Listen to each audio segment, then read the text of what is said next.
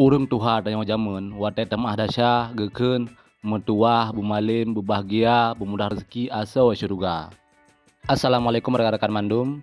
Nyo video atra malam minggu barosa, bak pengajian umum di desa Depin Kebe. Karena getanyo tiap-tiap malam minggu nata adakan pengajian rutin. Yang semebut nakeh Abah Zarkasi Osdan Nur. Tema semebut malamnya nakeh tentang bagaimana talawan hawa nafsu dari hal bengeh atau marah. Bengeh, degi, tenggeng, atau apapun lah istilah ji, nyan hal yang lumrah yang na bak mandum manusia. Jadi kiban cara teman tanyo baik bagah bengeh, cara tanyo baik bagah bengeh, nakeh setiap hal nyan terpikir dengan hal yang positif. Contoh, biasa di kampung na urang telat ge beut. Ge beut biasa kapoh di tengah siplew atau karap tren beut. Nyan baik langsung terpegah kup palau tu urang nyan. Inohat baru ge beut.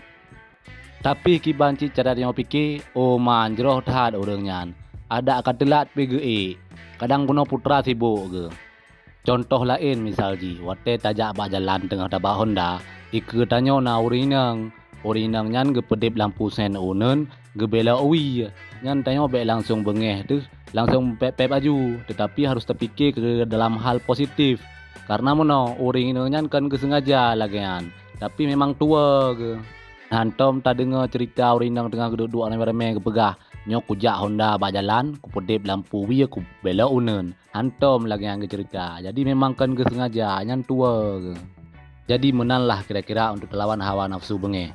Jadi getanyo harus tertanam dalam hati bahwa energi negatif harus jet tak belokkan menjadi energi yang positif. Sekian nilai, wassalam.